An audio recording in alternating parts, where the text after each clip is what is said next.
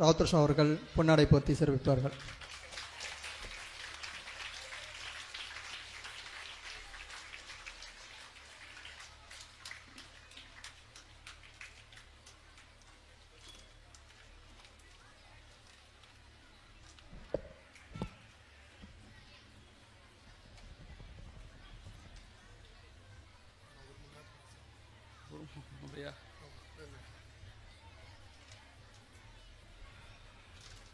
பிஸ்மில்லாஹிர் ரஹ்மானிர் ரஹீம்.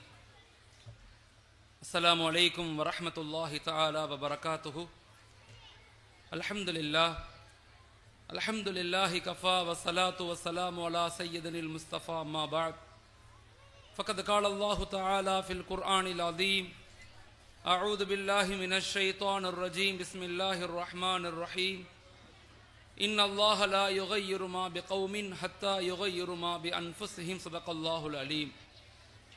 وقال رسول الله صلى الله عليه وسلم إنما الأعمال بالنيات وإنما لكل امرئ ما نوى.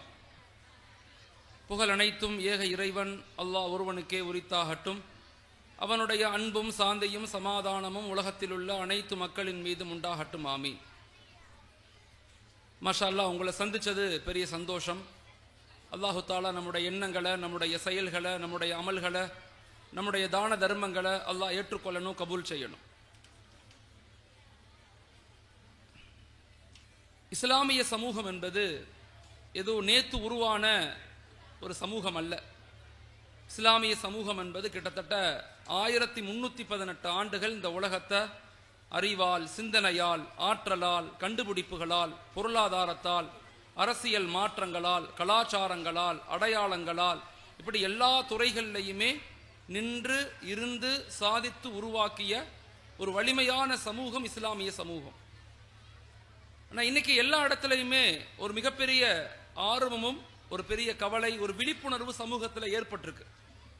எல்லா நிலை மக்களுமே சமூகம் வலுவாக மாறணும், வளர்ச்சியடைந்த சமூகமாக மாறணும் அப்படிங்கிற ஆர்வமும் ஒரு கவலையும் இன்னைக்கு எல்லா இடத்துலையுமே இருக்கு. எல்லா ஊர்கள்லையும் இருக்கு, எல்லா கிராமங்கள்லையும் இருக்கு. அதனுடைய ஒரு வெளிப்பாடு தான் இந்த ரஹ்மான் ஸ்கூல். அல்ஹம்துலில்லாஹ். ஆனா அந்த ஆர்வமும் அந்த கவலையும் மட்டும் போதுமானா பத்தாது. ஒரு சமூக எழுச்சி ஏற்படணும்னா இங்க எல்லாத்துக்கும் ரெஸ்பான்சிபிலிட்டி இருக்கு. Everyone has some responsibilities. எல்லாத்துக்குமே பொறுப்புகள் இருக்கு. நிர்வாகத்துக்கு இருக்கு, பெற்றோர்களுக்கு இருக்கு, ஆசிரியர்களுக்கு இருக்கு, குழந்தைகளுக்கு இருக்கு, ஜமாத்தார்களுக்கு இருக்கு, எல்லா ஊர்கள் மக்களுக்கும் இருக்கு.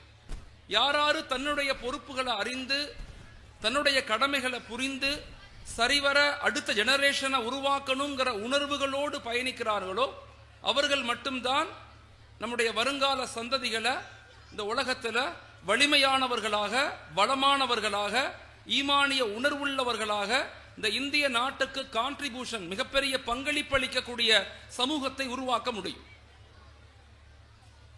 ஒரு சமூக மாற்றம் உடனே ஏற்பட்டுறாது. ஒரு சமூக வளர்ச்சி ஏற்படணும்னா குறைஞ்சது 10 வருஷம் ஆகும், அதிகபட்சம் 33 வருஷம் ஆகும். 33 வருஷத்துக்கு பிறகுதான் ஒரு மாற்றத்தை, ஒரு எழுச்சியை நம்மளால பார்க்க முடியும். குறைஞ்சது 10 வருஷம், அதிகபட்சம் 33 இயர்ஸ். அதுவரையும் நம்மகிட்ட நீண்ட இலக்கு, தொடர் பயணம், கடின உழைப்பு, நேர்மறையான சிந்தனைகள் அப்படிங்கிற ஆழமான கருத்தியலை கொண்டு நாங்க பயணிக்கணும்.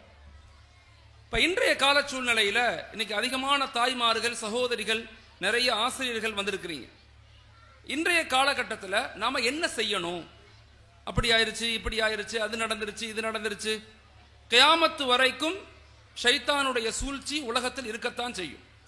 இஸ்லாமிய சமூகத்துக்கு ஏற்படுகின்ற அழுத்தங்களும் இறுக்கங்களும் புதிதான ஒரு விஷயம் அல்ல. இதைவிட அழுத்தமான, இதைவிட மோசமான, இதைவிட அடக்குமுறையான விஷயங்களை நம்முடைய முன்னோர்கள் எதிர்கொண்டிருக்கிறாங்க. ஆனா இன்னைக்கு காலத்துல நம்ம என்ன செய்யணும்? எந்த மனநிலையில நம்ம இருக்கணும்? வருங்கால சமூகத்தை, குழந்தைகளை, ஜெனரேஷனை எப்படி உருவாக்கணும் அப்படிங்கிற ஆக்கப்பூர்வமான விஷயங்களை யோசிக்கக்கூடிய சமூகமாக நாங்க மாறணும். வெறுமன பிரச்சனைகளை பேசி தீர்வுகள் கிடைக்காது. பிரச்சனைகளை பேசுவதை விட தீர்வுகளை பேசக்கூடிய சமூகமாக இருக்கணும்.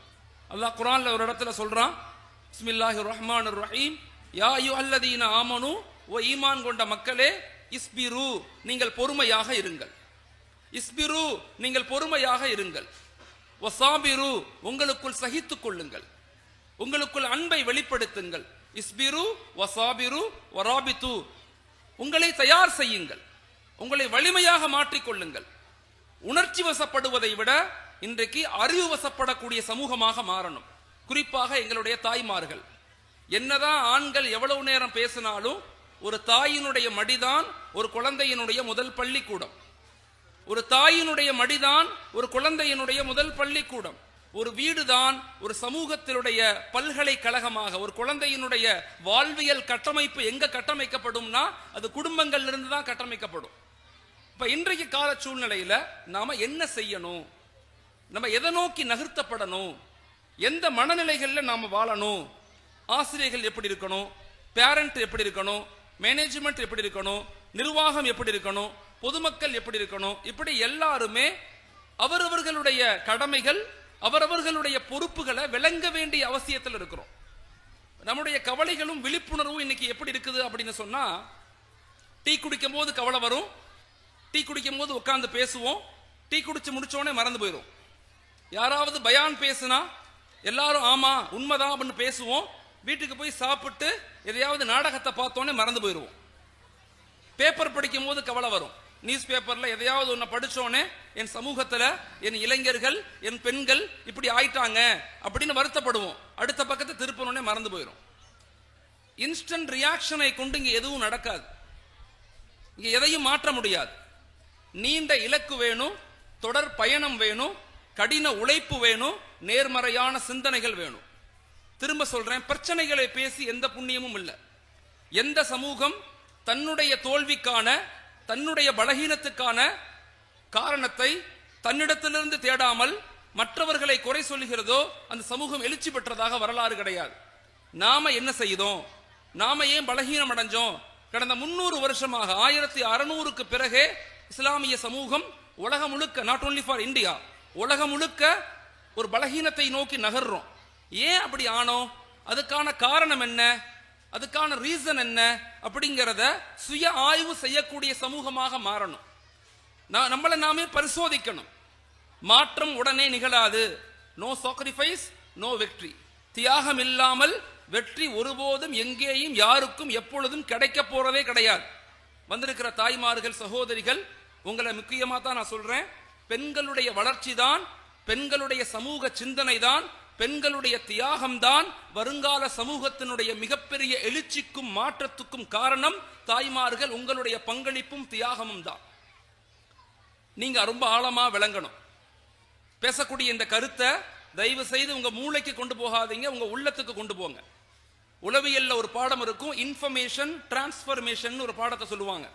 இன்ஃபர்மேஷன்ங்கிறது மனிதனுடைய மூளையிலிருந்து வரும். இன்ஃபர்மேஷன் அப்படிங்கிறது மனிதனுடைய மூளையிலிருந்து வரும். பேப்பர் படிக்கும் போது பயான் கேட்கும் போது இன்ஃபர்மேஷனா விளங்கணும்னா அப்பப்ப கவலை வரும், அடுத்த ஒன்ன கேட்டோன்னே இது மறந்து போயிடும், அடுத்த ஒன்ன கேட்டோன்னே இது மறந்து போயிடும். இப்படி மறந்து மறந்து வாழ்ந்துகிட்டே இருக்கிறதுக்கு பேர் இன்ஃபர்மேஷன். டிரான்ஸ்பர்மேஷன் அப்படிங்கிறது மனிதனுடைய உள்ளத்திலிருந்து வரும். தில் சே பாத்கர், தில் சே சுன்கர், தில் சே தேக்கர்னு சொல்லுவாங்க. உள்ளத்திலிருந்து பாருங்கள், உள்ளத்திலிருந்து பேசுங்கள், உள்ளத்திலிருந்து கேளுங்கள். எப்ப நாங்க உணர்வு ரீதியாக உள்ளத்திலிருந்து சமூகத்தை, குடும்பத்தை, ஊரை, சமூக நம்முடைய குடும்பம், நம்முடைய வருங்கால சந்ததிகளை எப்ப நம்ம எப்படி உருவாக்கணும்னு யோசிக்க ஆரம்பிக்கிறோமோ நிச்சயமாக பெரும் மாற்றத்தை, பெரும் வளர்ச்சியை நம்மளால இன்ஷா அல்லாஹ் உருவாக்க முடியும். சோ அதனால சொல்லக்கூடிய கருத்துக்களை அறிவு ரீதியாக கேட்காதீங்க, உங்க மூளையில கொண்டு போகாதீங்க, உள்ளத்துக்கு கொண்டு போங்க. தட் இஸ் கால்டு சிந்தனை.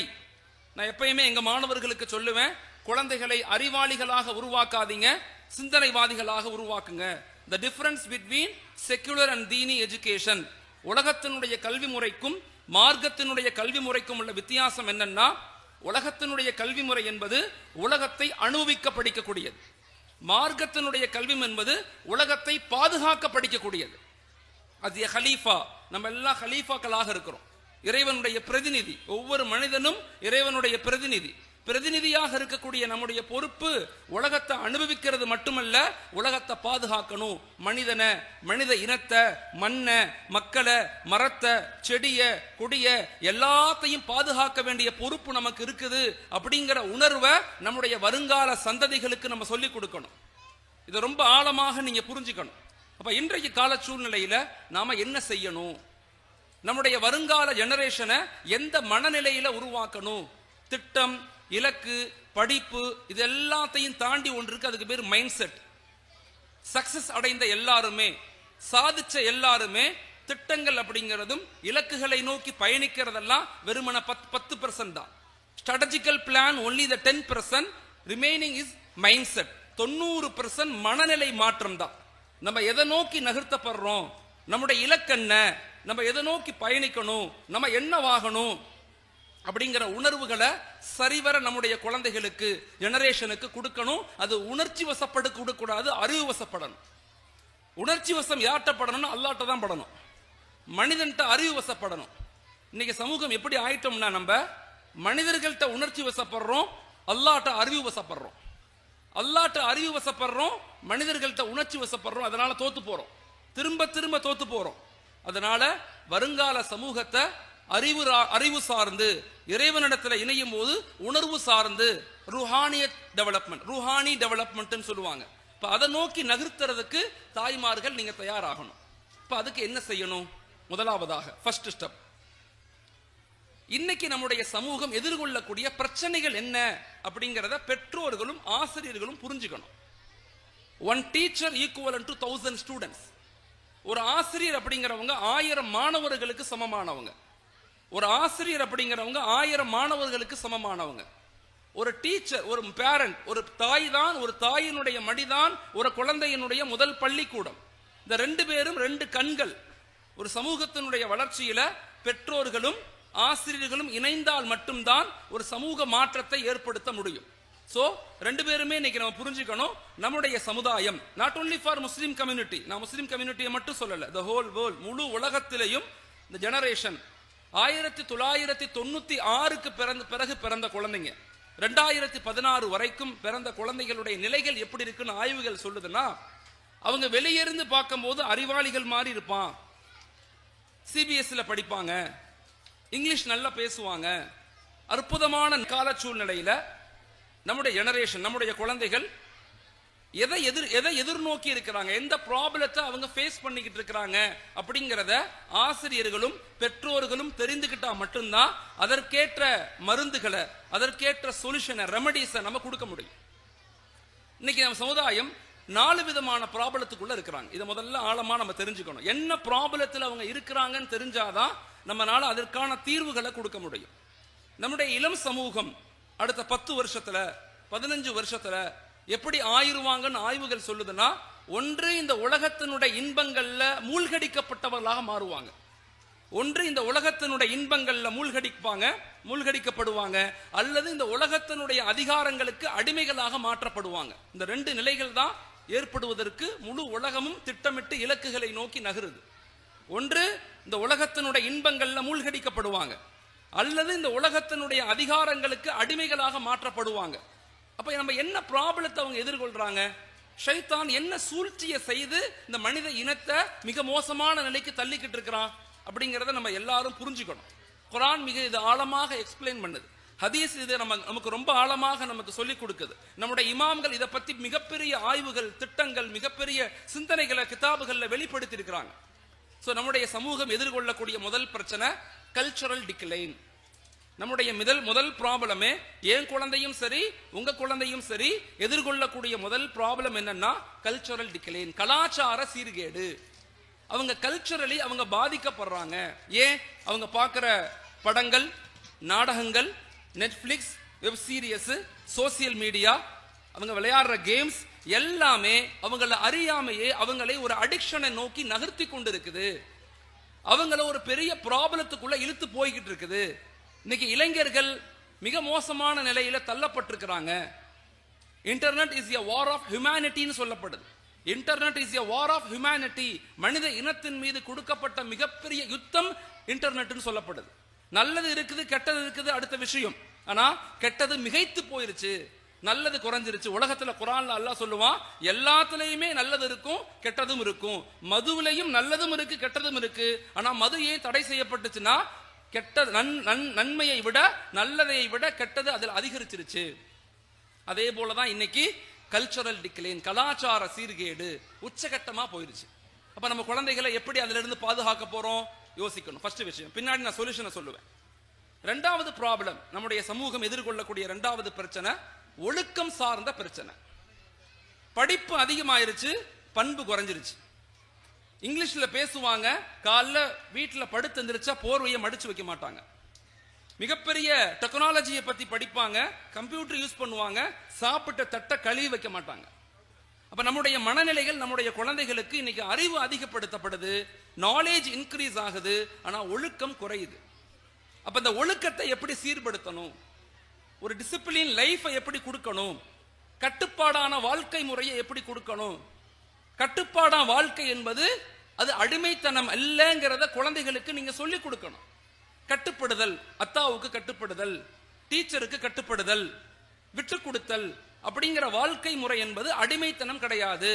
நான் உன்னை அடிமையாக்க விரும்பல, சுய கட்டுப்பாடோடு வாழணும் அப்படிங்கிற உணர்வுகளை பெற்றோர்கள், டீச்சர்ஸ் நம்முடைய பள்ளி வகுப்புகள்ல, வீடுகள்ல அவங்கள புரியற மாதிரி சொல்லணும். எப்படி சொல்லணும் நான் பின்னாடி தீர்வு சொல்லுவேன். அப்ப ரெண்டாவது பிரச்சனை என்னன்னா ஒழுக்கம் சார்ந்த பிரச்சனை. தமிழ் இலக்கியத்துல மிக அற்புதமான ஒரு நூல், இலக்கண நூல் தொல்காப்பியம். தொல்காப்பியம் மிக அழகாக நம்ம சொல்லும், வாட் இஸ் எஜுகேஷன், கல்வி என்றால் என்ன அப்படின்னு கேட்டு தொல்காப்பியர் மிக அழகா சொல்லுவார். உலகத்திலேயே அறம் சார்ந்து, அன்பு சார்ந்து, வாழ்க்கை முறை சார்ந்து மிகப்பெரிய ஆழமான கருத்துக்களை வெளிப்படுத்தக்கூடிய ஒரு இலக்கணம், ஒரு மிகப்பெரிய இலக்கிய கட்டமைப்பு தமிழ் இலக்கியத்திலையும் இலக்கணங்கள்லையும் இருக்குது. அந்த தொல்காப்பிய நூல் சொல்லும் கல்வி என்றால் என்ன சொல்லும், கல்வி அறிவாகி, அறிவு ஒழுக்கமாகி, ஒழுக்கம் அன்பாகி, அன்பு அரணாகி, அரண் அருளாக வேண்டும். That is called education. அதுதான் கல்வி என்று சொல்லும். புத்தகத்தினுடைய எழுத்துக்கள் ஒரு மனிதனுக்கு அறிவாக மாறணும். அந்த அறிவு என்ன கொடுக்கணும், அந்த அறிவு ஒழுக்கத்தை கொடுக்கணும். அந்த ஒழுக்கம் என்ன கொடுக்கணும், அந்த ஒழுக்கு ஹியூமனிட்டி, அன்பை கொடுக்கணும். எல்லாத்தையும் நேசிக்க பழகி கொடுக்கணும். இன்னைக்கு கணவனும் டாக்டர், மனைவியும் டாக்டர் சேர்ந்து வாழ்றதுக்கு இல்ல. 60% குடும்பங்கள்ல டிஸ்பியூட், பிரச்சனைகள் இருக்குது. காரணம் என்ன, கல்வி அதிகரிச்சிருச்சு, பட்டங்கள் அதிகரிச்சிருச்சு, ஆனா வாழ்க்கை முறை கற்றுக் கொடுக்கப்பட்டதா, வாழ்க்கை என்றால் என்ன அப்படிங்கிற மாணவ சமுதாயத்துக்கு சொல்லிக் கொடுக்கப்படுதா அப்படிங்கிறதா அதுல மிகப்பெரிய கேள்விக்குறி இருக்கு. சமீபத்திய ஐநாவுடைய ரிப்போர்ட் சொல்லுது, we really apologize to all kind of all over the world because why, நாங்க எல்லா நிலையிலையுமே டெக்னாலஜி வந்துருச்சு, கண்டுபிடிக்க வந்துருச்சு, ஏஐ ல இருந்து பிளாக் செயின் டெக்னாலஜி வந்துருச்சு, ஏஐ ல இருந்து ஓஐ, ஆர்கனைஸ்டு இன்டெலிஜென்ஸ் இப்ப அடுத்த 5 வருஷத்துல வரப்போகுது, எல்லாம் வந்துருச்சு. ஆனா குழந்தைகளை எவ்வாறு வளர்க்கணும்னு எங்களுக்கு தெரியல. மனித இனம் எதை நோக்கி நகர்த்தப்படுது தெரியல. எங்க படிப்பு அதிகமா இருக்கோ அங்க பாவங்களும் பொய்களும் ஏமாற்றுதலும் தவறுகளும் அதிகரிச்சு கொண்டே போகுது. காரணம் என்ன, காரணம் என்ன அப்படிங்கறத ரொம்ப ஆழமாக பெற்றோர்கள் விளங்கணும், ஆசிரியர்கள் விளங்கணும். நாங்க ஆசிரியர்களுக்கு சொல்லிக் கொள்றேன், நாங்க ஜஸ்ட் லைக் ஒரு எம்ப்ளாயி கிடையாது, we are the backbone of society. இந்த முழு சமூகத்தினுடைய முதுகெலும்புகள் நாம. as a டீச்சரா 15-16 வருஷமா நான் ஒர்க் பண்றேன். 2009 இருந்து நான் உணர்ந்து சொல்றேன், எந்த சமுதாயத்தினுடைய ஆசிரியர்கள் தியாகம் செய்யக்கூடியவர்களாக, அர்ப்பணிக்கக்கூடியவர்களாக இருக்காங்களோ அந்த சமுதாயம் மட்டும்தான் வளர்ச்சி பெற்ற சமுதாயமாக மாற முடியும். அதனால இரண்டாவது நம்முடைய சமூகம் எதிர்கொள்ளக்கூடிய ப்ராப்ளம் என்னன்னா ஒழுக்கம் சார்ந்த ப்ராப்ளம், அகலாக் சார்ந்த. சுய கட்டுப்பாடும் இல்ல, பொது கட்டுப்பாடும் இல்ல, சொல்லிக் கொடுக்கப்படணும். இத எதுக்கு படிக்கிற, டாக்டர் ஆகணும், டாக்டர் ஆகி நிறைய சம்பாதிக்கணும், நிறைய சம்பாதிச்சு நிறைய டெக்னாலஜி பயன்படுத்தணும், பயன்படுத்தி நிறைய வீடு கட்டணும். நான் படிப்பது அதற்கல்ல, நான் படிப்பது இந்த நாட்டை வலுவாக மாற்ற, நான் படிப்பது இந்த நாட்டை ஏழைகள் இல்லாத ஒரு நாடாக மாற்ற, நான் படிப்பது இந்த மண்ணினுடைய மக்களுடைய வளர்ச்சிக்காக, நான் படிப்பது சமூக மாற்றத்திற்காக, எழுச்சிக்காக அப்படிங்கிற உணர்வுகளை வீடுகள்லையும் சொல்லிக் கொடுக்கப்படணும், டீச்சர்ஸ் ஸ்கூல்லையும் சொல்லிக் கொடுக்கப்படணும். அந்த உணர்வுகள் மிக முக்கியமானது. நான் அதனாலதான் திரும்ப திரும்ப எங்க மாணவர்களுக்கு நான் சொல்லுவேன், நீ அறிவாளியாக உருவாகாத, நீங்க வெறுமன அறிவாளிகளை உருவாக்குனீங்கன்னா எப்படி வாழணும், எப்படி அடையணும், எப்படி சமூகத்துல சொபிஸ்டிகேட்டடா இருக்குன்னு நினைப்பாங்க. எப்ப நீங்க சிந்தனைவாதிகளை மாத்துறீங்களோ, எப்ப சிந்தனைவாதிகளை உருவாக்குறீங்களோ அவர்கள் மட்டும்தான் இந்த உலகத்தை எப்படி பாதுகாக்கணும்னு யோசிப்பாங்க. நம்முடைய வருங்கால இளம் சமூகத்தை சிந்திக்கக்கூடியவர்களாக உருவாக்குங்க, சிந்திக்கக்கூடியவர்களாக உருவாக்கணும். நம்ம அது நிச்சயமாக முடியும். அதற்கு பெரிய பிஎட்லாம் படிக்க தேவையில்லை, எம்எட் படிச்சிருக்கணும், பிஹெச்டி படிச்சிருக்கணும். தாய்மார்கள் சகோதரிகளுக்கு சொல்றேன், இல்ல எங்க அம்மாக்கெல்லாம் எழுத படிக்கவே தெரியாது, எங்க அம்மாவெல்லாம் 3வது தான் படிச்சிருக்காங்க. ஒரு சமூகத்தை ஒரு குழந்தையை எப்படி உருவாக்கணும் எனக்கு ஆச்சரியமா இருக்கும். எங்க அம்மாவுடைய வாழ்க்கை முறையை நான் எல்லா இடத்துலையும் சொல்லுவேன்.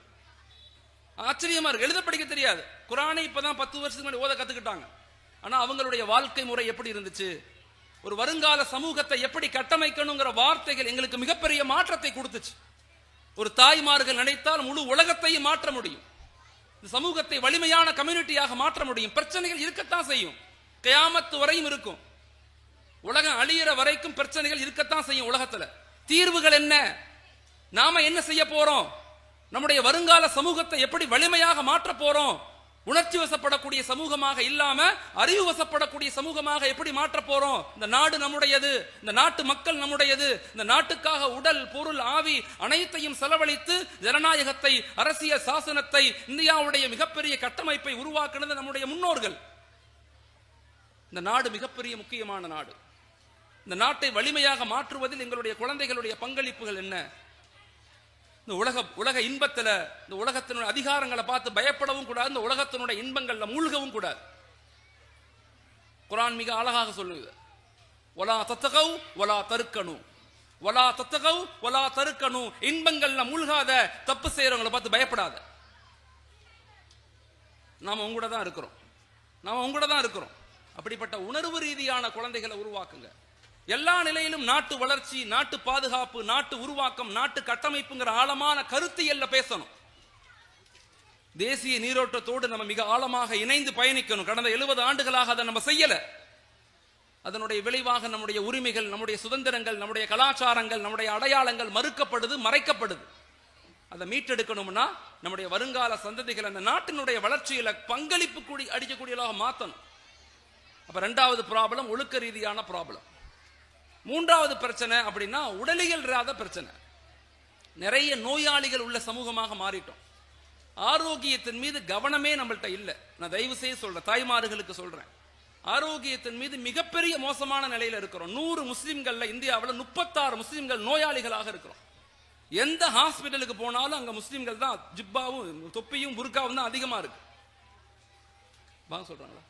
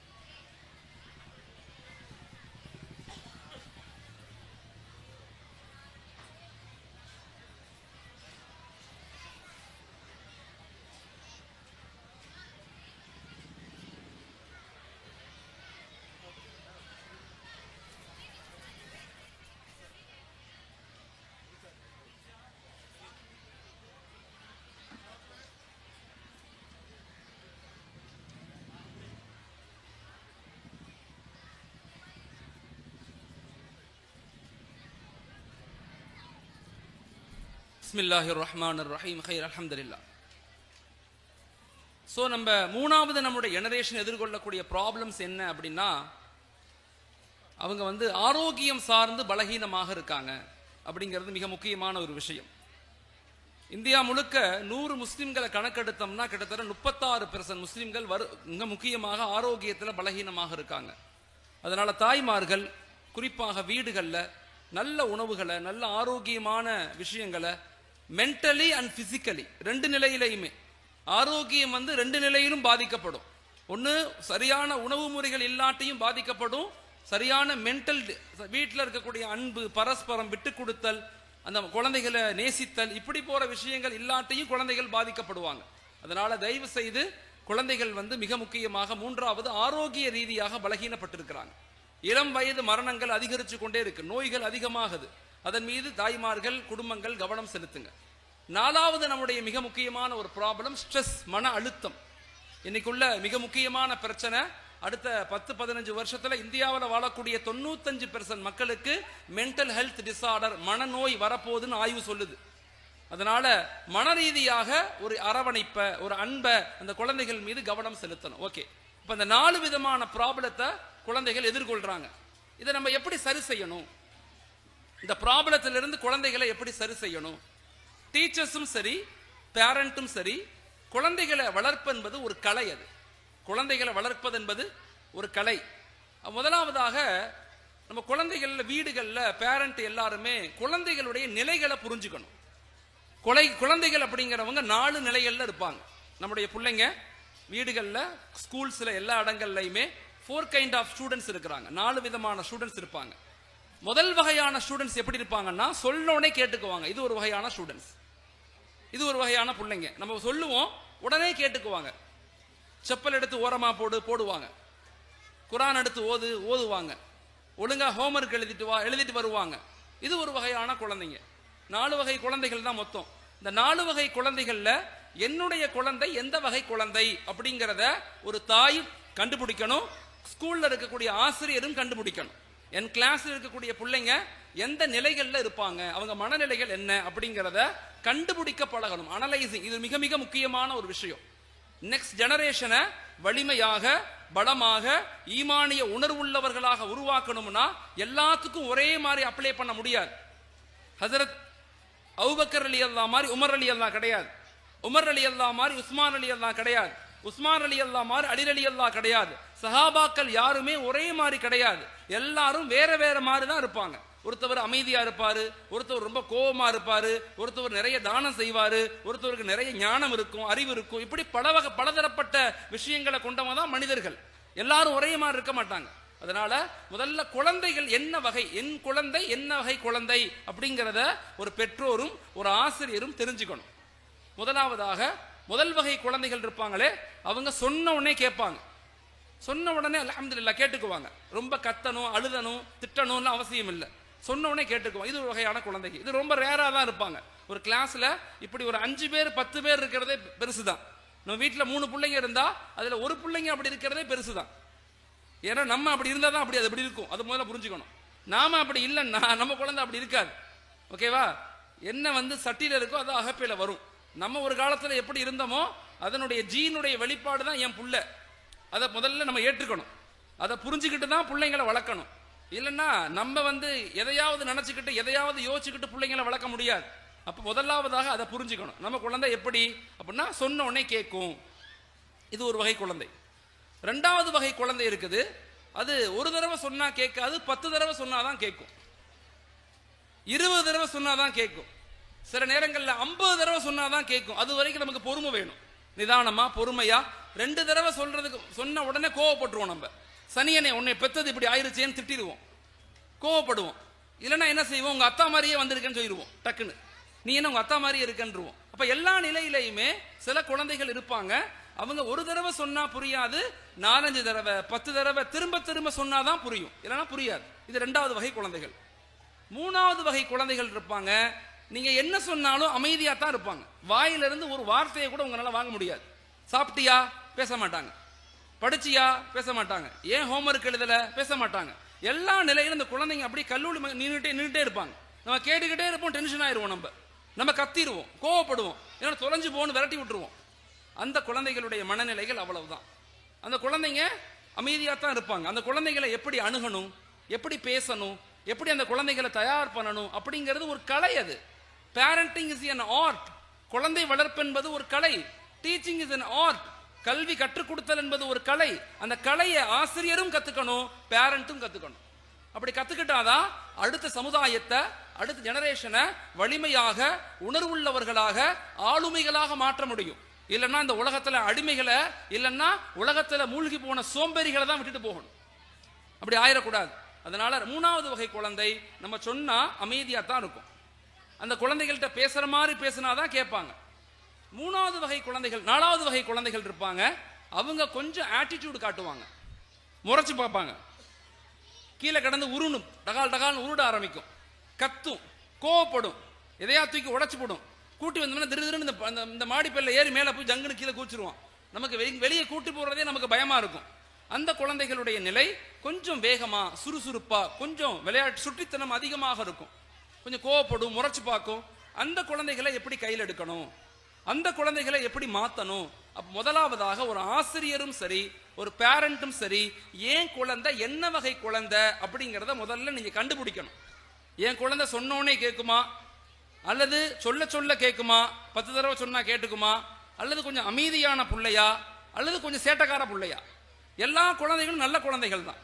எல்லா குழந்தைகளுக்குள்ளும் திறமைகளும் சிந்தனைகளும் அறிவுகளும் ஒளிஞ்சுதான் இருக்கும். எதையும் ஒதுக்க கூடாது. அதனால ரொம்ப ஆழமான ஒரு விஷயம், முதல்ல குழந்தைகளை கண்டுபிடிக்கணும். முதல்ல நான் சொன்னது 4 விஷயங்கள். நம்ம குழந்தைகள் எதிர்கொள்ளக்கூடிய பிரச்சனைகள் என்ன, 2வது நம்முடைய குழந்தைகளுடைய வகைகள் என்ன. இது பயான் கிடையாது, இது ஒரு வகுப்பு. ஓகே, இது ஒரு டிரான்ஸ்பரிங் நாலேஜ். நான் என் உள்ளத்திலிருந்து உங்கள்கிட்ட பேசுறேன். நீங்க உள்ளத்துல அதை உள்வாங்கினாதான் நீங்க போய் செயல்படுத்த முடியும், அதை நீங்க யோசிக்க முடியும், குழந்தைகளோடு அப்படி நடந்து கொள்ள முடியும். வெறுமன பயான் மாதிரி கேட்டுட்டு எஞ்சி போயிட்டோம்னா ஒண்ணுமே விளங்காது. அதனால தயவு செய்து நான் பேசுறத உங்க உள்ளத்துக்குள்ள கேளுங்க, கல்புல கேளுங்க. That is called transferring knowledge. அதை உள்ளக்குள்ள கொண்டு வாங்க. கொண்டு வந்துட்டீங்கன்னா நீங்க மிகச்சிறந்த ஆளுமைகளை உங்களால உருவாக்க முடியும். உருவாக்குறதுக்கு மிகப்பெரிய படிப்பெல்லாம் தேவையில்லை. நான் முதல்ல சொன்ன மாதிரி சின்ன சின்ன நாலேஜ் இருந்தா போதும். நான் சில நேரங்களில் எங்க வீட்டுல வெளியில எங்கேயாவது போயிட்டு வந்தா எங்க அம்மா கரெக்டா கேட்பாங்க, இங்க தானே போயிட்டு வந்தேன்னு சொல்லி. எனக்கு ஆச்சரியமா இருக்கும், இப்ப வரையுமே ஆச்சரியமா இருக்கும். எல்லா நிலையிலையுமே ஒரு தாய்மார்கள் குழந்தைகளை எப்படி வளர்க்கணும் அப்படிங்கிறது மிக முக்கியமானது. சோ அப்ப குழந்தைகள் எத்தனை வகையான குழந்தைகள், இது 2வது பாட்டு நான் சொன்னது. 3வது பாட்டு, குழந்தைகள்கிட்ட எப்படி நம்ம நடந்துக்கணும், நம்முடைய மனநிலைகள் எப்படி இருக்கணும், நம்முடைய மனநிலைகள் எப்படி இருக்கணும். அதுக்கு டீச்சரும் சரி, பெற்றோரும் சரி, ஒரு ஃபார்முலாவை பின்பற்றணும். அந்த ஃபார்முலாவுக்கு பேர் 4A ஃபார்முலா. அந்த ஃபார்முலாவுக்கு பேர் என்ன? 4A formula. இந்த ஃபார்முலாவை நம்ம பின்பற்றணும், ஆசிரியரும் சரி, பெற்றோர்களும் சரி. இந்த ஃபார்முலாவை நம்ம பின்பற்றிட்டாவே நம்முடைய குழந்தையினுடைய முன்னேற்றம், வளர்ச்சி, டெவலப்மெண்ட், கல்வி, அறிவு, ஒழுக்கம், திறமை எல்லாமே வரும். கல்வி என்பது வெறுமன அறிவு மட்டும் கிடையாது, முதல்ல புரிஞ்சுக்கணும். கல்வி அப்படிங்கிறது வெறுமன அறிவல்ல. கல்வி அப்படிங்கிறது 4 பகுதிகளை கொண்டதுதான் கல்வி. அறிவு அற்றம் காக்கும் கருவின்னு திருவள்ளுவர் மிக அழகா நமக்கு சொல்றாருன்னா அதுக்கு காரணம் என்ன அப்படின்னா, எல்லா நிலையிலும் நம்மளை பாதுகாப்பது அறிவு தான். அப்ப கல்வி என்பது வெறுமன அறிவல்ல, அந்த அறிவுக்குள்ள பல விஷயங்கள் இருக்கு. கல்வியை 4 வகையா பிரிச்சு தான் பிள்ளைங்களுக்கு சொல்லிக் கொடுக்கணும். நான் ஆசிரியர்களுக்கு சொல்லிக் கொடுக்கிறேன், டீச்சர்ஸ் சொல்றேன்.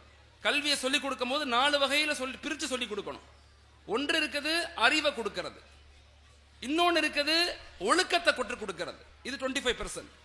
தேர்டு 25% அப்படிங்கிறது அந்த குழந்தைகளுக்கு திறமைகளை கற்றுக் கொடுக்கணும். 4வது சமூக பொறுப்புகளை கற்றுக் கொடுக்கணும். இந்த +2ல நான் நிறைய இடங்கள்ல கேட்டு சாரும் சொன்னாங்க, நானும் சொல்றேன். +2 முடிச்சுட்டு போகும்போது ஸ்கூலோட எல்லா ஃபேனையும் வளைச்சு வச்சுட்டு போயிடுறான், லைட்லாம் உடைச்சிட்டு போயிடுவான், டேபிள்லாம் தூக்கி போட்டு டமால்னு உடைச்சிட்டு போயிடுவான். ஏன் அப்படின்னா அவன் என்ன மனதில் இருக்குதுன்னா, நான் இந்த ஸ்கூலை விட்டு போறேன், என்கிட்ட ஃபீஸ் வாங்கி நடத்தினாங்க, இந்த ஸ்கூல் இந்த ஃபேன்லாம் புதுசா மாணவர்கள்ட்ட ஃபீஸ் வாங்குவாங்க, திரும்பி ஃபேன் போட்டுக்கட்டுமே, நான் ஏன் விடணும், இது ஏன் காசு நடந்தது அப்படிங்கிற மனப்பான்மைக்கும், ஜப்பான்ல, சைனால ட்ரெயின்ல போகும்போது, பஸ்ல போகும்போது கிழிஞ்சிருந்த சீட்டை ஊசி எடுத்துட்டு தச்சு அதை சரியாக வைக்கணும், இது என்னுடைய சொத்து, இது என் நாடு, இது என் பஸ் அப்படிங்கிற சமூக பொறுப்புள்ள இளைஞர்களை உருவாக்கக்கூடிய நிலை எப்படி இருக்குன்னு பார்த்துக்கணும். ஸோ ஆசிரியர்களுக்கு சொல்லிக் கொள்றேன், குழந்தைகளை நீங்க கட்டமைச்சு கொண்டு போகும்போது என்ன சொல்ல வந்தேன்னா மறந்துட்டேன். ஓகே, அப்ப பெற்றோர்கள், ஆசிரியர்களுக்கு ஞாபகம் இல்லை, இன்னும் சொல்ல வந்தேன், நான் மறந்துட்டேன், சாரி. ஆக்சுவலா நான் பெற்றோர்கள், நீங்க குழந்தைகளை உருவாக்கும் போது 4A ஃபார்முலாவை உருவாக்குங்க. இந்த 4A வந்துருச்சு. ஓகே, ஆசிரியர்கள் நீங்க என்ன செய்யணும், குழந்தைகளை டெவலப் பண்ணி போகும்போது முதல்ல அறிவை கொடுங்க, அப்புறம் ஒழுக்கத்தை கொடுங்க, அதுக்கப்புறம் அவங்களுக்கு மிக முக்கியமாக ஒழுக்கம், அன்பை கொடுங்க, நேசம், பாசம், வாழ்க்கை முறையை கற்றுக் கொடுங்க. 4வது சமூக பொறுப்பு, சோசியல் ரெஸ்பான்சிபிலிட்டியும் சேர்த்து கொடுக்கணும். அது எல்லாத்துக்கும் சேர்ந்து தான் கல்வி.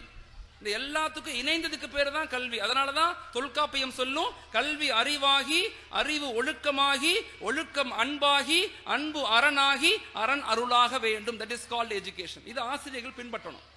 யாஷ்பால் கமிட்டின்னு ஒரு கமிட்டி வந்துச்சு. இந்த கமிட்டி என்ன சொன்னுச்சுன்னா, உங்க பிள்ளைங்க நல்லா இருக்கிறாங்கன்னா நீங்க நல்லா இருக்கீங்கன்னு அர்த்தம். ஆசிரியர்கள், என் பிள்ளைங்க வகுப்பு மாணவர்கள் சரியில்லைன்னு அர்த்தம், நான் என்ன டெவலப் பண்ணிக்க வேண்டியதுன்னு அர்த்தம் சொல்லிட்டு சொன்னாரு. நல்லா படிக்கிற பிள்ளைங்களுக்கு அறிவை ஷேர் பண்ணுங்க. நல்ல ஒரு புள்ள படிக்குதா, அறிவை ஷேர் பண்ணுங்க. ஒரு புள்ள சுமாரா படிக்குது, கொஞ்சம் மந்துன்னு படிக்குது அப்படின்னு சொன்னா உங்க அன்பை ஷேர் பண்ணுங்க. எந்த குழந்தைகளையும் வெறுத்துறாதீங்கன்னு சொன்னார். மிக முக்கியமான ஒரு கமிட்டி இது. பெற்றோர்கள் எப்படி நடந்துக்கணும் குழந்தைகள்கிட்ட வீடுகள்ல, அதே மாதிரி ஆசிரியர்கள் எப்படி நடந்துக்கணும், இது 4A ஃபார்முலாவை பின்பற்றணும் எப்பயுமே வாழ்க்கையில. நான் அடிக்கடி எங்க டீச்சர்ஸ்க்கு, எங்க ப்ரொஃபசர்ஸுக்கு, எங்களுடைய மாணவர்கள் எல்லாத்துக்கும் சொல்லிக்கிட்டே இருப்பேன். ஒன்று, சிறந்த குழந்தைகளை உருவாக்கணும்னா இந்த ஃபார்முலா மிக முக்கியமானது. ஒன்று அட்டென்ஷன், குழந்தைகளை கவனிச்சு உருவாக்குங்க, குழந்தைகளை கண்காணிச்சு உருவாக்குங்க. அட்டென்ஷன் இருந்துகிட்டே இருக்கணும்.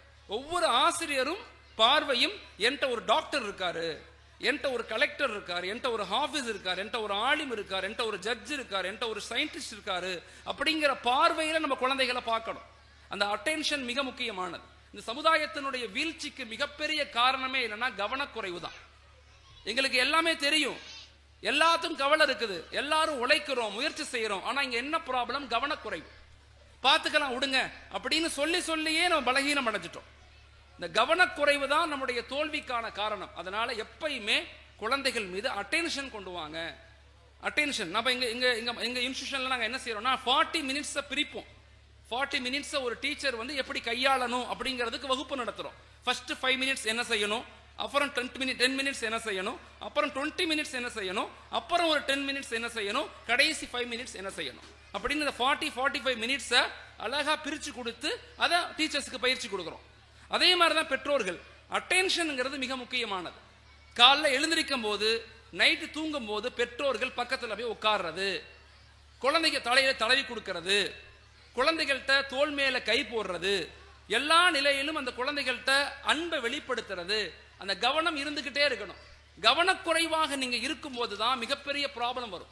என் குழந்தை என்ன படிக்கிறான், எங்கு படிக்கிறான், டீச்சர் யாரு, ஆசிரியர் யாரு, மதரசால எங்க ஓதுறான், உஸ்தாது பெயர் என்ன, எதுவுமே நமக்கு தெரியாது. எந்த அளவுக்குன்னா எனக்கு ஞாபகம் இருக்குது, பேகை முதற்கொண்டு செக் பண்ணணும். குழந்தைகளுடைய பேகை என்ன வச்சிருக்கிறாங்க, வாரத்துக்கு ஒரு தடவை பேக்ல என்ன இருக்குதுன்னு பார்க்கணும். ஒவ்வொரு குடும்ப தலைவியும் பெண்களும் அதன் மீது கவனம் செலுத்தணும். ஏன்னா இந்த பகுதியில் இருக்கக்கூடிய அநேக பெண்கள், நம்முடைய ஆண்கள் வெளிநாடுகளில் வேலை செய்யறாங்க. வெளிநாடுகளில் வேலை செய்யும் போது கஷ்டப்பட்டு சமூகத்துக்காக உழைக்கிறாங்க. அப்படி உழைக்கும் போது வீடுகளுக்காக உழைக்கிறாங்க. அப்ப நாம நம்முடைய குடும்பங்களை, குறிப்பாக குழந்தைகளை எப்படி கட்டமைச்சு கொண்டு வரணும் அப்படிங்கிறத நாங்க பெண்களுக்கு பயிற்சியாகவே மகல்லா கொடுக்கிறோம். இஸ்லாமிய குடும்பவியல் மேம்பாடு அப்படின்னு ஒரு டாபிக் கொடுத்து சில கோர்ஸ் நடத்துறோம். 40 ஹவர்ஸ் கோர்ஸ். யாருக்கு, கல்யாணமான பெண்கள் எல்லாத்துக்குமே இந்த குழந்தை வளர்ப்பு, கணவன் மனைவி உறவு முறை, சமூக கட்டமைப்பு, பங்களிப்பு அப்படிங்கிறத பயிற்சியாகவே கொடுக்கிறோம். அதன் அடிப்படையில தயவு செய்து அட்டென்ஷன், கவனம் செலுத்துங்க. நைட்டு படுக்கும் போது சரி, காலையும் சரி, எங்க போறாங்க, யார்கிட்ட போறாங்க, நண்பர்கள் யாரு, நண்பர்கள் வீடு எங்க இருக்குது, எப்ப போனா யார்கிட்ட அதிகமா பேசுறான், தனி வீடுகள் ரூம் கொடுக்குறீங்கன்னா பிள்ளைங்க கதவு போடாதீங்க. ரூம் கொடுக்கறது தவிர்த்து கொள்ளுங்க. இல்ல ரூம் இருக்குது அப்படின்னா கதவு இல்லாம ரூம் போடுங்க, வெறுமனே தரைகள் போடுங்க. தயவு செய்து அவங்க மொபைல்ல என்ன பாக்குறாங்கன்னு தெரிஞ்சுக்கங்க. நம்ம பெருமையா சொல்லுவோம், என் புள்ள அப்படியே உள்ள மொபைலுக்குள்ள போய் இங்கிட்டு போய் அங்கிட்டு வந்துடுவாருன்னு சொல்லுவோம். ஆனா என்ன பாக்குறான்னு தெரியாது. இன்னைக்கு உலகத்துல முதல்ல பாவங்கள் எல்லா காலத்திலும் இருந்துச்சு. ஆனா இன்னைக்கு பாவங்கள் கைக்குள்ள வந்துருச்சு. முதல்ல பாவங்களை மனிதன் தேடி போவான். மது அருந்த, தப்பு செய்யலாம், மனிதன் தேடி போகணும். இப்ப அப்படி இல்லை, மனிதனை தேடி எல்லா பாவங்களும் வந்துருச்சு. இப்ப நம்ம ரொம்ப கேர்ஃபுல்லா குழந்தைகளை வளர்க்கணும். குழந்தைகளை ரொம்ப கேர்ஃபுல்லா வளர்க்கணும். குறிப்பாக அந்த mobile phone addiction, game addiction, அதுக்கெல்லாம் வந்து ஆப்ஷன் கொடுக்கணும். எல்லாத்துக்கும் தீர்வுகள் இருக்கு. இப்போ எங்க வீட்டிலலாம் எனக்கு 3 குழந்தைங்க, மொபைல் ஃபோன் அவங்களும் பார்ப்பாங்க. நாங்கள் என்ன சொல்லிட்டோம், எங்க வீட்டு ரூல்ஸ் என்னன்னு சொன்னா மொபைல் ஃபோன் பார்க்கலாம், ஆனால் டெய்லி 1 மணி நேரம் தான் பார்க்கணும். இது ஆரம்பத்துல இருந்தே கொண்டு வர்றோம். அதெல்லாம் அடிக்ட் ஆக மாட்டாங்க. மொபைல் ஃபோன் கொடுப்போம், நீங்க கொடுக்காம இருந்தீங்கன்னா மறைமுகமாக திருட்டுத்தனமாக வேலை செய்ய ஆரம்பிப்பாங்க, அதன் மீது ஆர்வம் அதிகமாகும். ரொம்ப கண்டுகொள்ளாம விட்டுட்டீங்கன்னா அடிக்ட் ஆகி அடிமையா போயிடுவாங்க. அப்படி இருக்கக்கூடாது. அந்த குழந்தைகளுக்கு ஆப்ஷன் கொடுக்கணும். இப்போ எங்க வீட்டில் 3 மணிக்கு ஸ்கூல்ல வந்துருவாங்க. என் ஒய்ஃபும் ஸ்கூல் டீச்சரா இருக்கிறாங்க. கரெக்டாக 3-3:30 பிள்ளைங்க வந்துருவாங்க. வந்துட்டா 3:00 இருந்து 4:30 1 மணி நேரம் அவங்களுக்கு மொபைல் ஃபோன் பார்க்கலாம். அதுல என்ன பார்க்கணும், என்ன கேம் விளையாடணும், என்ன அதுல இருக்குதும் அப்படிங்கிறத நாங்களே போட்டு கொடுத்துருவோம். பிள்ளைங்க எடுத்து விளையாடுங்க, பாக்குங்க. 3 பிள்ளைங்க எல்லாம் பார்ப்பாங்க, சேர்ந்து விளையாடுவாங்க, சண்டை போடுவாங்க, எல்லாம் நடக்கும். அந்த 1 மணி நேரத்துக்கு நடக்கும். அந்த 1 மணி நேரத்துக்கு பிறகு ஆப்ஷன் மாறி போயிடும். அடுத்து மக்தபுக்கு போயிடணும். 4:30 மணிக்கு தொழுதுட்டு மக்தப் போனா திரும்பி 6:30க்கு தான் வரணும். திரும்பி 6:30 இருந்து திரும்பி 8:45 வரையும் அவங்க என்ன செய்யணும், படிக்கணும். இதெல்லாம் என்னன்னா ரூல்ஸ் அல்ல, இதெல்லாம் முறைகள். இந்த முறையை எல்லாரும் பின்பற்றணும். எங்க வீட்டில் எல்லாரும், எங்க அத்தா அம்மா பின்பற்றணும், என் மனைவி பின்பற்றணும், நானும் பின்பற்றணும். அப்படி வீட்டில் டிவியை பார்த்து நம்ம டிவியை நாடகத்தை போட்டு பார்த்துட்டு இருந்தா பிள்ளை எப்படி படிக்காது. இப்ப எந்தெந்த நேரங்கள்ல என்னென்ன நம்ம செய்யணும், முதல்ல நாம மாறாத வரைக்கும் சமூகம் மாறாது. Everybody wants to change the world but nobody wants to change us. எல்லாத்தையும் மாத்த நினைக்கிறோம், நாங்க மாற மாட்டோம். நான் மாறாத வரைக்கும் வலிமையான சமூகத்தை உருவாக்க முடியாது. சிராஜ் பாய் சொன்ன நாடார் சமூகத்தை பத்தி, நாடார் சமூகத்தை பத்தி நான் ஆய்வு பண்ணி சொல்றேன். 40 வருஷத்துக்கு முன்னாடி இந்தியா தமிழகத்துல தொட்டா தீட்டு பார்த்தா தீட்டு இருந்தவங்க நாடார் சமூகம். ஆனா இன்னைக்கு ஸ்கூல்ஸ் மட்டும் எத்தனை நடத்துறாங்க தெரியுமா? 2000க்கும் மேற்பட்ட ஸ்கூல், காலேஜஸ், 100க்கும் மேற்பட்ட காலேஜஸ். எவ்வளவு பெரிய ஆளுமையான, இந்தியாவிலேயே அதிகம் டொனேட் பண்ணக்கூடிய யாருன்னா சிவநாடார். ஹசீருடைய சிவநாடார் தான் இந்தியாவிலேயே அதிகம் டொனேட் பண்றார். மிகப்பெரிய கம்பெனிகள் இன்னைக்கு நான் ஒரு ஆய்வு செஞ்சு பார்த்ததுல நாடார் சமூகத்தினுடைய பிசினஸ் மாடல பார்த்து நான் ஆச்சரியப்பட்டு போனேன். நேற்று ராமநாதபுரத்தில் எனக்கு பிசினஸ் மீட்டிங் இருந்துச்சு. கிட்டத்தட்ட 200-300 பேர் கலந்துக்கிட்டாங்க அந்த மீட்டிங்ல. நான் ஆச்சரியப்பட்டு போறேன். நிறைய மக்கள் உள்ள வர்றாங்க, கற்றுக்கொள்ளணுங்கிற ஆசை, வேகம், ஒரு இலக்கை நோக்கி தகர்வு. அந்த கூட்டத்தில் ஒரு நண்பர்கிட்ட நான் கேட்டேன். அவர் என்கிட்ட கேட்டார், அஹ்மத், எங்க சமூகம் எப்படி கீழே இருந்துச்சு, இன்னைக்கு இந்தியாவிலேயே ஒரு வலிமையான சமூகமாக மாறிட்டோம், அதுக்கு காரணம் என்ன தெரியுமான்னு என்கிட்ட கேட்டார். அவர் பேர் சரவணகுமார். நான் சொன்னேன், பிரதர் எனக்கு தெரியல, சொல்லுங்களேன்னு சொன்னேன். அவர் அழகா சொன்னாரு, எங்களுடைய தாய்மார்கள் தான் காரணம். கடந்த 40 வருஷமாக எங்களுடைய தாய்மார்கள் அதிகாலை 4 மணிக்கு எழுந்திருப்பாங்க. 40 வருஷத்துக்கு முன்னாடி சொல்றாங்க, 40 வருஷமா எங்க தாய்மார்கள் அதிகாலை 4 மணிக்கு எழுந்திருப்பாங்க. எழுந்திருச்சு வீட்டை கூட்டி கோலம் போட்டு எங்களை எழுப்பி டீ கொடுத்து படிக்க வைப்பாங்க. எத்தனை மணி வரையும்? 2 மணி நேரம். அவங்களுக்கு எழுத படிக்க தெரியாது, பக்கத்துல உட்காந்துக்குவாங்க. படிக்கண்ணு, படிச்சாதான் எல்லாமே, படின்னு சொல்லிக்கிட்டே இருப்பாங்க. சாப்பாடு செஞ்சு கொடுத்து ஸ்கூலுக்கு அனுப்பி அவங்க வேலைக்கு போவாங்க, கல் உடைப்பாங்க. அதுக்கப்புறம் திரும்பி வருவாங்க. எங்க அம்மா இப்படி கல் உடைச்சு தான் என்னை டாக்டருக்கு படிக்க வச்சான்னு சொன்னார். எனக்கு ஆச்சரியமா இருந்துச்சு. ஒரு பெண் சமூகத்தினுடைய இணைப்பு மிக முக்கியமானது. அதனால தயவு செய்து குழந்தைகள் மீது அட்டென்ஷன் வைங்க, கவனம் வைங்க. கவனம், ஒரு பார்வை குழந்தைகள் மீது இருந்துகிட்டே இருக்கணும். ஒரு பார்வை குழந்தைகள் மீது இருந்துகிட்டே இருக்கணும். எந்த நிலையிலும் நம்முடைய சுகத்துக்கோ நம்முடைய என்ஜாய்மெண்ட்டுக்கோ குழந்தைகள் ப்ராப்ளம்னு எண்ணிட்டோம், இந்த சமூகம் ஒருபோதும் வெற்றி பெறாது. ஆனா இன்னைக்கு 2021 நூற்றாண்டுல பெரிய வருத்தப்பட்டு ஆய்வுகள் சொல்லுது, இன்னைக்கு ஜெனரேஷன் உலகத்தினுடைய இன்பங்கள்ல மூழ்கி போயிட்டாங்க. அது எல்லாருமே சொல்லுது. குழந்தைகள் மட்டுமல்ல, பெரியவங்களும் சேர்ந்துதான். அப்ப ரொம்ப ஆழமாக குழந்தைகள் மீது அட்டென்ஷன் கொடுங்க, கவனம் கொடுங்க. 2வது அக்செப்டன்ஸ், குழந்தைகளை ஏற்றுக்கொள்ளுங்க. குழந்தைகளை கம்பேர் பண்ணாதீங்க. இந்த புள்ள இப்படி இருக்கு, அந்த புள்ள இப்படி இருக்கு, இந்த புள்ள இப்படி இருக்குன்னு கம்பேர் பண்ணி குழந்தைகளை வளர்க்காதீங்க. நமக்கு கொடுக்கப்பட்ட குழந்தை சிறந்த குழந்தை. அந்த குழந்தையை என்னவாக நம்ம ஆக்க போறோங்கிறத சொல்லி பேசி சரி செஞ்சு தோல்ல கை போட்டு முத்தம் கொடுத்து எல்லாத்தையும் உருவாக்க முயற்சி செய்யுங்க. அக்செப்டன்ஸ். 3வது அஃபெக்ஷன். 3வது ஏ என்ன? முதல் ஏ ஃபார் என்ன சொன்ன? முதல்ல அட்டென்ஷன், கவனம் கொடுக்கணும். 2வது ஏ என்ன சொன்ன? அக்செப்டன்ஸ், ஏற்றுக்கொள்ளணும். 3வது ஏ என்னன்னா அஃபெக்ஷன், அன்பை வெளிப்படுத்தணும். எத்தனை பேர் குழந்தைகளுக்கு டெய்லி முத்தம் கொடுக்குறீங்க? முத்தம் கொடுக்கணும். எத்தனை வயது குழந்தையா? எங்க அத்தா இன்ன வரை எனக்கு முத்தம் கொடுக்குறாங்க, எங்க அம்மாவும் முத்தம் கொடுக்குறாங்க. நான் வீட்டுக்கு போனா எங்க அம்மா மடியில தான் தலை வச்சு படுப்பேன். எங்க அத்தா என் காலை பிடிச்சி விடுவார், சில நேரங்கள்ல நான் அவர் காலை பிடிச்சி விடுவேன். இந்த இணைப்பு பாலம் இருக்குல்ல, இது மிக முக்கியமானது. இந்த அஃபெக்ஷன் வெளியாகலன்னா, வெளியிருந்து ஒரு அஃபெக்ஷன் ஏற்படும் போது அந்த அஃபெக்ஷன் அதை நோக்கி நகர்ந்துடும். இங்க ப்ராப்ளம் அதுதான். அது ஆணுக்கும் சரி பெண்ணுக்கும் சரி. வீடுகள்ல அன்பை வெளிப்படுத்துங்க. குழந்தைகள் தோள் மேல கை போடுங்க, அவங்களுக்கு முத்தம் கொடுங்க. பெண் குழந்தையாக இருந்தா அத்தாக்கள் நெத்தியில முத்தம் கொடுங்க, ஆண் குழந்தையாக இருந்தா அம்மாக்கள் நெத்தியில முத்தம் கொடுங்க.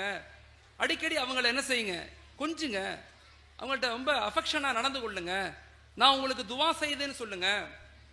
சொல்லுங்க. ஒரு மிகப்பெரிய ஆலிம் அவங்க சமீபத்தில் பேசினாங்க, ஜுல்ஃபிகார் சாப்னு சொல்லி மிகப்பெரிய ஒரு ஆலிம். அவங்க பேசும்போது மிக அழகான ஒரு கருத்தை எனக்கு சொன்னாங்க பயான்ல. எனக்கு ரொம்ப ஆச்சரியமா இருந்த கருத்து. ஜுல்ஃபிகார் சொன்னாங்க, எங்க வீட்டில் 7 குழந்தைகள். அழுதுகிட்டே சொன்னாங்க, எனக்கு எங்க வீட்டில் 7 குழந்தைகள். இன்னைக்கு ஜுல்ஃபிகார் உலகத்திலேயே மிகப்பெரிய ஞானி, மிகப்பெரிய சிறந்த அறிவாளி. அவர் மாதிரி ஒரு ஸ்பீக்கர், ரைட்டர் உலகத்துல இப்போதைக்கு நடப்பு கால உலகத்துல மிக சிறந்த ஒரு ஆளுமை. அவர் சொல்றார், இந்த அறிவுக்கும் இந்த ஆற்றலுக்கும் இந்த இவ்வளவு பெரிய உயர்வுக்கும் காரணம் ஜுல்ஃபிகாருடைய படிப்பல்ல, எங்க அம்மாவுடைய துவான்னு சொல்றார். ஜுல்ஃபிகாருடைய அறிவல்ல, அம்மாவுடைய துவா. எங்க அம்மா தஹஜ்ஜத் நேரத்துல காலையில 3 மணிக்கு 4 மணிக்கு எழுந்திருச்சு என்ன செய்வாங்க, துவா செய்வாங்க. துவா செய்யும் போது ஒவ்வொரு குழந்தையுடைய பேர் சொல்லி துவா செய்வாங்க. எங்க அம்மா ஒவ்வொரு குழந்தையா பேர் சொல்லுவாங்க. நான் 6வது புள்ள எங்க அம்மாவுக்கு. நான் படுத்து இருப்பேன். எங்க அம்மா எப்ப என் பேர் சொல்லுவாங்கன்னு படுத்து முழிச்சே இருப்பேன். எனக்கு எல்லாம் ஞாபகம் இருக்கு. நான் 3:30 எங்க அம்மா எந்திரிச்சு தொழுகும் போது எனக்கு முழிப்பு வந்துடும், முழிச்சிருவேன். ரொம்ப ஆழமா இதை உணர்ந்து பாருங்க. எங்க அம்மா 3:30 மணிக்கு எழுந்திருச்சு ஒவ்வொரு குழந்தையா பேர் சொல்லி, யா அல்லாஹ் என் மகன் அப்துல் ரஹ்மான், என் மகள் ஃபாத்திமா, யா அல்லாஹ் என் மகன் அப்துல்லா, இப்படி ஒவ்வொரு பேரா சொல்லி துவா செய்வாங்க. என் பேர் எப்ப வரும்னு படுத்தே இருப்பேன். என் பேரு எங்க அம்மா யா அல்லாஹ் என் மகன் ஜுல்ஃபிகார்னு சொன்ன உடனே வேகமா பெட்டை விட்டு எந்திரிச்சு எங்க அம்மா மடியில படுத்துக்குவேன். போய் எங்க அம்மாவுடைய மடியில துவா கேட்கும், அம்மா மடியில படுத்துப்பேன். எங்க அம்மா என்ன செய்வாங்க, அப்படியே என் ஒரு கையில துவா கேட்டுக்கிட்டு ஒரு கையை வலது கையை என் தலையில தடவி கொடுப்பாங்க.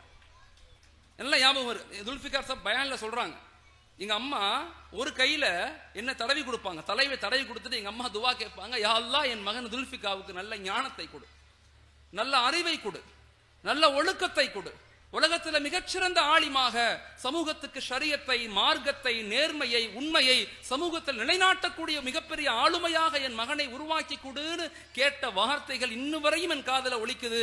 ஜுல்ஃபிகார் இன்னைக்கு உலகத்துல இவ்வளவு பெரிய ஆலிமாக மிகப்பெரிய ஸ்காலராக இருக்கிறன்னா அதுக்கு காரணம் என்னுடைய அறிவு, என்னுடைய படிப்பல்ல, எங்க அம்மாவுடைய துவான்னு சொல்றாரு. எத்தனை தாய்மார்கள் மனதில் கை வச்சு பாருங்க.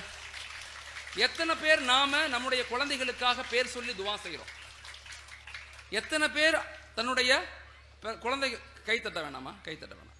எத்தனை பேர் நம்ம என்ன செய்வோம், துவா செய்யறோம். மனதில் கை வச்சு பானை குழந்தைகளுடைய பேர் சொல்லி துவா செய்யணும். துவா செய்யறோம், எல்லாருமே துவா செய்யறோம். ஆனா பேர் சொல்லி துவா செய்யறோமா? என் மகன் ஃபாத்திமா, என் மகள் ஃபாத்திமா, என் மகன் அப்துல்லா, அப்துல் காதர் அப்படின்னு பேர் சொல்லி சொல்றோமா? இல்ல. அதுல தயவு செய்து குழந்தைகள் மீது என்ன செய்யுங்க, அஃபெக்ஷனை வெளிப்படுத்துங்க, அன்பை வெளிப்படுத்துங்க, அன்பை வெளிப்படுத்துங்க. வீட்டுக்கு பிள்ளைங்க வந்தா அந்த பிள்ளைங்கள்ட்ட சொல்லணும், காலைல கிளம்பும் போது, அம்மா நான் இன்னைக்கு சுபுகுக்கு பிறகு நான் உனக்கு துவா செஞ்சேன், நீ நல்லா படிப்ப, எனக்கு நம்பிக்கை இருக்கு, நல்லா நீ படிக்கணும், எனக்கு நீ துவா செய் அப்படின்னு ஒரு வார்த்தையை நீங்க சொல்லி பாருங்க. the direct communication with Allah. குழந்தைகளை உங்களோடு இணைக்காதீர்கள், குழந்தைகளை அல்லாஹ்வோடு இணைங்கள். குழந்தைகளை உங்களோட இணைக்காதீங்க, குழந்தைகளை உங்க கூட இணைக்காதீங்க. ஹஸ்ரத் ஸல்லல்லாஹு அலைஹி வஸல்லம் வெறுமனே 13 வருஷம் மக்காவுல, 10 வருஷம் மதீனாவுல, 23 வருஷத்துல பிறகு 1318 ஆண்டுகள் இந்த உலகத்தை நிர்வகிக்கக்கூடிய சமூகத்தை உருவாக்குனாங்கன்னா, எல்லா நிலையிலும் உருவாக்குனாங்கன்னா அதுக்கு மிகப்பெரிய முக்கியமான காரணம் ஸல்லல்லாஹு அலைஹி வஸல்லம் எந்த நிலையிலும் சஹாபாக்களை தன்னோடு இணைக்கல, அல்லாஹ்வோடு இணைச்சிட்டாங்க. அதனுடைய வெளிப்பாடு தான் அவ்வளவு பெரிய ஆற்றல். நான் சம்பாரிச்சு குடிச்சேன்னு சொல்லக்கூடாது, நான் கஷ்டப்பட்டு உனக்கு கொடுத்தேன் சொல்லக்கூடாது, அல்லாஹ் என்ன அமானிதமாக உன்னை கொடுத்திருக்கிறான் அப்படிங்கிற உணர்வுகளை, the direct communication with Allah. குழந்தைகளை அல்லாஹ்வோடு இணைங்க. அதுக்கு மிக முக்கியமானது அஃபெக்ஷன், அன்பை வெளிப்படுத்துங்க, நேசிங்க, நேசத்தை வெளிப்படுத்துங்க. இது 3வது ஃபார்முலா. 4வது ஃபார்முலா என்னன்னு சொன்னா, மிக முக்கியமான ஒரு பகுதி, குழந்தைகளை அப்ரிசியேஷன், அடிக்கடி பாராட்டுங்க. 4வது ஏ என்ன, அப்ரிசியேஷன். குழந்தைகளை அடிக்கடி பாராட்டுங்க. உன் ட்ரெஸ் நல்லா இருக்கு, இன்னைக்கு நீ அற்புதமா ஹோம்ஒர்க் பண்ணிருக்கிற, உன் ஹேண்ட் ரைட்டிங் டெவலப் ஆயிருக்கு, நான் பாக்குறேன், முன்னாடி விட உன் ஹேண்ட் ரைட்டிங் டெவலப் ஆயிருச்சு. என் 2வது குழந்தை மறதியா, அந்த குழந்தை பேரு 5th படிக்கிறாங்க. அவங்க ஒரு தடவை லாஸ்ட் ஒரு 2 மந்த்ஸ் கேட்கறாங்க, ஃபாதர் நீங்க முன்னாடி எல்லாம் என்னை வெரி குட் சொல்லுவீங்க, இப்ப நீங்க வெரி குட் சொல்லவே மாட்டேங்கிறீங்க, என்னாச்சு, ஏன் பிஸி ஆயிட்டீங்களா நீங்க? என் புள்ள என்கிட்ட கேட்குறா. நான் சாரி கேட்டேன், ரியலி சாரி. சாரி கேட்டோன்னே என் புள்ள சொல்றா என்கிட்ட, I feel very happy to me. நீங்க வந்து சொல்லும் போது ஐ ஃபீல் வெரி ஹாப்பி. நீங்க வெரி குட்னு சொன்னா எனக்கு அப்படியே சந்தோஷமாக இருக்கும் உள்ளுக்குள்ள. நான் வந்து இந்த உலகத்தை ஒரு சந்தோஷமா ஃபீல் பண்றேன். நான் உங்களை விரும்புறேன். என் குழந்தை என்கிட்ட சொல்றா, நான் ஐ ஃபீல் இட், நான் அதை விளங்குறேன், அதை நான் இப்ப புரிஞ்சுக்கிறேன். இப்ப நான் கேட்டேன் என் குழந்தைகிட்ட, சாரி கேட்டேன், சாரி இனிமே சொல்றேன், இனிமே நான் சொல்றேன். ஸ்கூல் விட்டு வந்தாங்கன்னா நான் வீட்டில் இருக்கிறது ரொம்ப ரேர், வெளியில பயணங்கள் அதிகமாக இருக்கும். எப்ப நான் வீட்டில் இருக்கணும் என் பிள்ளைங்கள்ட்ட நிறைய நேரம் கொடுப்பேன். நைட் நேரத்துல, காலையில உட்காந்து பேசுவோம், விளையாடுவோம், எல்லாம் பண்ணுவோம். அப்போ நான் என்னுடைய குழந்தை, முதல் குழந்தை, அவங்க 8th படிக்கிறாங்க.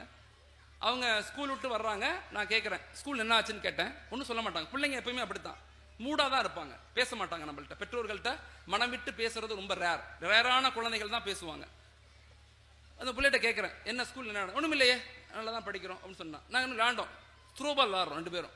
விளையாண்டுக்கிட்டே கேட்குறேன், இப்போ சொல்லு மஹதி, உன் ஸ்கூலில் என்ன நடந்துச்சு? என் பிள்ளை இது, என் ஃப்ரெண்டு இது, என் டீச்சர் இப்படி சொன்னாங்க. எப்போ நாம இணையிறோமோ அப்போதான் வந்து வார்த்தைகள் வெளியாகும். எப்போ நம்ம இணையணும், பிள்ளைங்களோட நம்ம இணையணும். அப்பப்போ அடிக்கடி பாராட்டணும். உன் ட்ரெஸ் நல்லா இருக்கு, உன் ஹேர் ஸ்டைல் நல்லா இருக்கு, அழகா பண்ற, நீ பார்க்கறதுக்கு உன் முகத்துல வந்து நீ அதிகமா தொழுகிறதுனால உன் முகத்துல ரொம்ப மஷால்லா ரூஹானியத் தெரியுது. இதெல்லாம் நம்ம சொல்லிக்கிட்டே இருக்கணும். சொல்ல சொல்ல அந்த குழந்தைகள் பக்குவம் அடைவாங்க. அர்-ரசூல் முஅல்லிம்ங்கிற கிதாபுல இமாம்கள் எழுதுறாங்க, ஸல்லல்லாஹு அலைஹி வஸல்லம் அவர்களை போல எங்களை புகழ்ந்தது யாருமே இல்லை. அப்படி புகழ்வாங்களாம் சஹாபாக்களை. சொர்க்கவாதியை பார்க்கணுமா, அந்த அவரை பாருங்கன்னு சொல்றாங்க. முடிஞ்சு போச்சு கதை. இதுக்கு மேல ஒரு மனிதன் என்ன வேணும், தேவை என்ன வேணும்? சொர்க்கவாதியை பார்க்கணுமா, இவரை பாருங்கன்னு சொன்னா அதை விட சிறந்த ஒரு விஷயம் உலகத்துல என்னவா இருக்க முடியும்? குழந்தைகளை புகழுங்க, அப்ரிசியேஷன் பண்ணுங்க அடிக்கடி. இந்த 4 நிலைகளையும் பெற்றோர்கள் பின்பற்ற ஆரம்பிச்சுட்டாங்கன்னா அந்த 4 ப்ராப்ளத்திலிருந்து நீங்க மீட்டலாம். கல்ச்சுரல் டிக்ளைன், ஒழுக்கம் சார்ந்த சீர்கேடு, உடலியல் சார்ந்த சீர்கேடு, மன அழுத்தம் ரீதியான சீர்கேடு. இதுல இருந்து குழந்தைகளை பாதுகாக்கணும்னா இந்த 4 ஃபார்முலாக்களை பின்பற்றுங்க. சரி, இறுதியாக குழந்தைகளை எப்படி வளர்க்கணும், எந்த மனநிலையில வளர்க்கணும் தெரிஞ்சுக்குங்க. நிறைய நான் விஷயங்கள் சொல்றேன், எல்லா விஷயங்களும் உங்களுக்கு ஞாபகம் இருக்க வாய்ப்பு இல்லை. எது உங்களுக்கு ஏதாவது 1-2 வார்த்தை எங்கள்கிட்ட டப்புன்னு கிளிக் ஆயிரும், மனசுல படும். அந்த மனசுல படுறதை நீங்க லைஃப்ல பின்பற்ற ஆரம்பிங்க. மற்றது தானாக உங்களுக்கு கிடைக்க ஆரம்பிக்கும், தானாக உங்களுக்கு ஞானங்கள் வர ஆரம்பிக்கும். இதான் வந்து உளவியல் ரீதியான விஷயம், ஆன்மீக ரீதியான விஷயம். இப்ப என்ன மனநிலைகள்ல குழந்தைகளை நீங்க உருவாக்கணும் இன்றைய கால சூழ்நிலையில? ஒன்று, வலிமையான ஈமான கொடுங்க. அதான் அடிப்படை. வலிமையான ஈமான் தான் நம்முடைய பாதுகாப்பு, ஈமான் தான் நம்முடைய பலம், ஈமான் தான் நம்முடைய வெற்றி, ஈமான் தான் நம்முடைய வளர்ச்சி.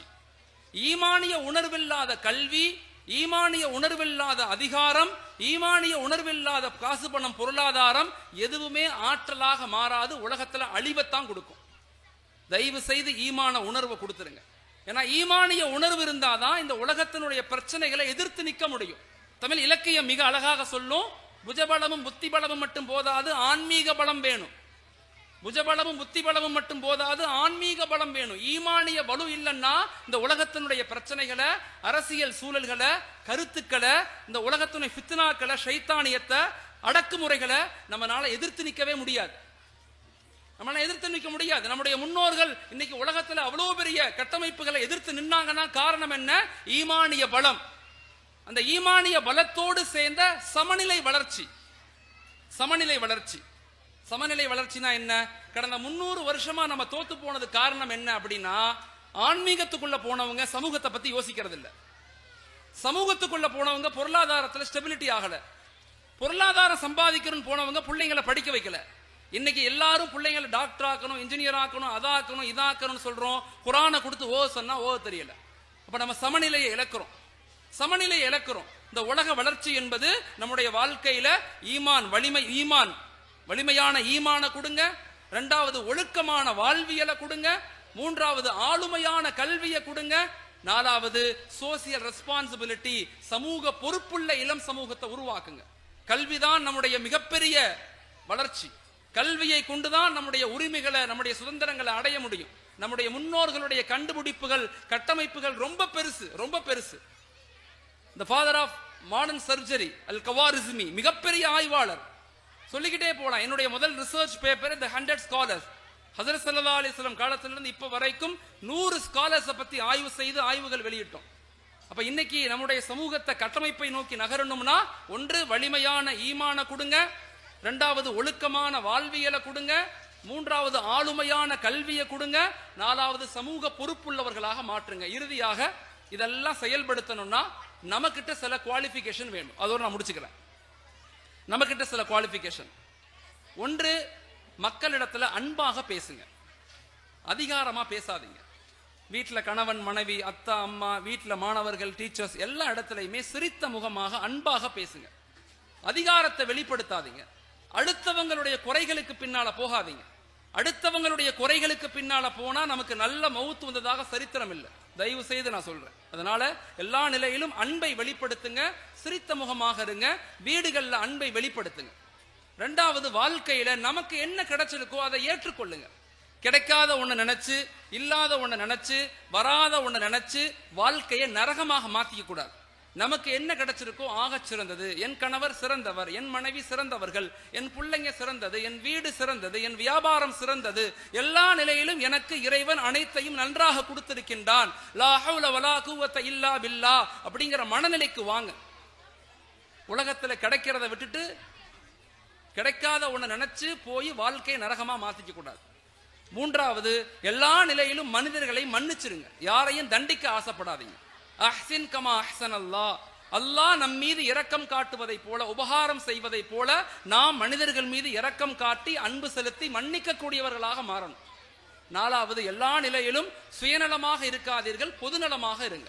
நான் நல்லா இருக்கணும், நான் வீடு கட்டணும், நான் கார் வாங்கணும், நான் நகைகளை போடணும், நான் சொபஸ்டிகேட்டடா இருக்கணும் நினைப்பை விட்டுட்டு நான் நல்லா இருக்கணும், அதோட சேர்ந்து என் ஊர், என் பக்கத்து வீட்டுக்காரவங்க, என் உறவுகள், என் அண்ணன் தம்பி, என்னோட எல்லா மக்களும் நல்லா இருக்கணும் அப்படிங்கிற உணர்வுகளோடு இருங்க. நம்மளை கொண்டு மிகப்பெரிய மாற்றம் ஏற்படும். அது பெற்றோர்களாக நம்முடைய மிகப்பெரிய கடமை. நாம முதல்ல நல்லவர்களாக இருந்தால்தான் நம் குழந்தைகள் நல்லவர்களாக இருப்பார்கள். நாங்கள் பாவிகளாக, மோசமானவர்களாக, தப்பு செய்யக்கூடியவர்களாக இருந்தா என் குழந்தைகள் அதனுடைய பாதிப்பை சுமந்துதான் ஆகணுங்கிறத மறந்துடாதீங்க. இது மனசுல வச்சுக்கோங்க. மாஷா அல்லாஹ், இந்த ஸ்கூலுக்காக நான் நிறைய துவா செய்யறேன். மாஷா, நல்ல ஒரு அமைப்பு முறை, இந்த ஸ்கூல் மென்மேலும் வளரணும், நல்ல சிறந்த முறையில் உருவாகணும். எல்லா மக்களும் இணைந்து பயணித்து ஒரு சமூக மாற்றத்தை, இந்தியாவுடைய வளர்ச்சியில பங்கு பெறக்கூடிய வருங்கால இளம் சமூகத்தை நம்ம உருவாக்கணும். அல்லாஹ் நம்ம எல்லா நிலையிலும் உதவி செய்வான். ஜஸாக்குமுல்லாஹ். அஸ்ஸலாமு அலைக்கும் வரஹ்மத்துல்லாஹி தஆலா பரகாத்துஹு.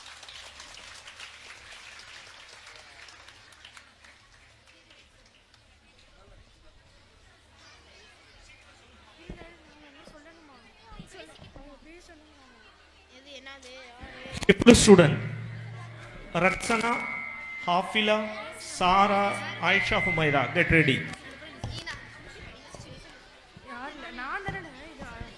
Rakshana, Hafila, Sara, Aisha, Humaira, come to stage.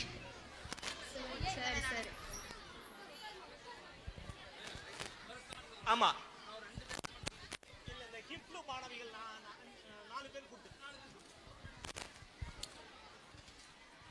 நமது சிறப்பு விருந்தினர் அவசரமாக கிளம்ப இருப்பதால் நமது ஹிஃப்லு மாணவிகள் ரக்ஸனா முதல் மதிப்பெண், ஹாஃபிலா 2ஆம் மதிப்பெண், சாரா 3வது மதிப்பெண், ஆயிஷா ஹுமைரா 4வது மதிப்பெண். ரக்ஷனா 9ஆம் வகுப்பு மாணவி 13 ஜுஸ் மனப்பாடம் செய்திருக்கிறார்.